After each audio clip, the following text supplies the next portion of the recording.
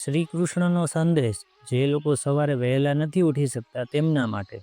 ક્યારેક તમે વિચાર કરો છો ને, કાલથી વહેલો ઉઠીશ, પણ કાલ આવે છે અને ફરી પથારીમાં જ રહો છો. આ સામાન્ય છે, કારણ કે માણસનું મન આળસમાં બહુ હોશિયાર હોય છે.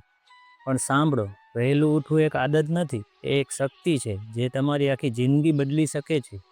હું તમને મોટી મોટી વાતો નહીં કરું, ન તો બ્રહ્મ મુહૂર્તની વાત. હું તમને સરળ અને કામની રીત કહું છું. એવી રીત કે તમે પોતે જ ઉઠી જશો, બહુ એલાર્મ વગાડ્યા વગર.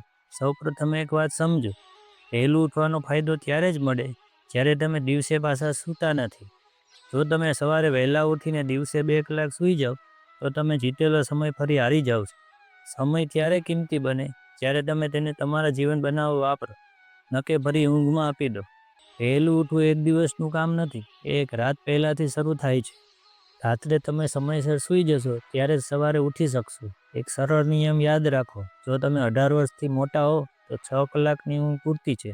જો તમે 14 થી 17 વચ્ચે હો તો 7 કલાક ઊંઘ લો. એનો અર્થ એ કે જો સવારે 4 વાગે ઉઠવું હોય તો રાત્રે 10 વાગે સૂઈ જવું પડશે. અને ખાસ ધ્યાન રાખો, દિવસે લાંબા સમય સુધી સૂતા નહીં. 5 થી 10 મિનિટની નાની પાવર નેપ ચાલે, પણ 1-2 કલાક સૂઈ જશો તો સવારે ઉઠવું મુશ્કેલ થઈ જશે. હવે તમે કહેશો, એલાર્મ વાગે પછી ઉઠવું કેવી રીતે? હું તમને 3 સરળ રસ્તા કહું છું. પહેલો રસ્તો, શરીરને મજબૂર કરો. રાત્રે જો તમારી આંખ ખુલે તો થોડું વધારે પાણી પી લો. સવારે તમને બાથરૂમ જવું પડશે અને તમે પથારીથી દૂર થશો. ઉઠતા જ લાઇટ ચાલુ કરો, બારી ખોલો અને પથારી ગોઠવી દો. ખુલ્લી પથારી તમને રિવર્સ ખેંચે છે.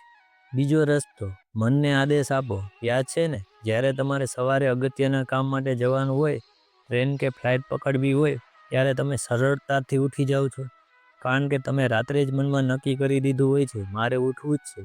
એવી જ રીતે સવારે ઉઠવાનું એક મજબૂત કારણ બનાવો, એવું કારણ જે તમારું મન પણ નકારી ન શકે. ત્રીજો રસ્તો, સંગીતની મદદ લો. એવું ભજન, એવું ગીત અથવા એવો અવાજ રાખો જે તમને અંદરથી જગાવે. એને એલાર્મમાં સેટ કરી દો. થોડા દિવસમાં તમારું મન એ અવાજની રાહ જોવા લાગશે અને ઉઠવું સરળ બનશે. એક વાત યાદ રાખજો, વહેલું ઉઠવું ફક્ત એલાર્મનું કામ નથી, એ એક રિવાજ છે, એ એક સુંદર આદત છે. સવારે જ્યારે બધું શાંત હોય, સૂર્યની પહેલી કિરણો આવતી હોય, ત્યારે તમે તૈયાર રહો એક ક્ષણને સ્વીકારવા માટે. જે મહેમાન આવે એ પહેલાં આપણે તૈયારી કરીએ છીએ, એવી જ રીતે સૂર્યનું સ્વાગત પણ તૈયારીથી કરો. એ સમયે તમને જે ઊર્જા મળશે એ આખો દિવસ તમને શક્તિ આપશે. મારા મિત્ર, જો તમે તમારા દિવસની પહેલી ક્ષણ જીતી લો, તો સમજો તમે તમારી જિંદગીની પહેલી લડાઈ જીતી લીધી. આ સંદેશ તમને ગમ્યો હોય તો આજથી જ અમલમાં મૂકો અને જીવન બદલો.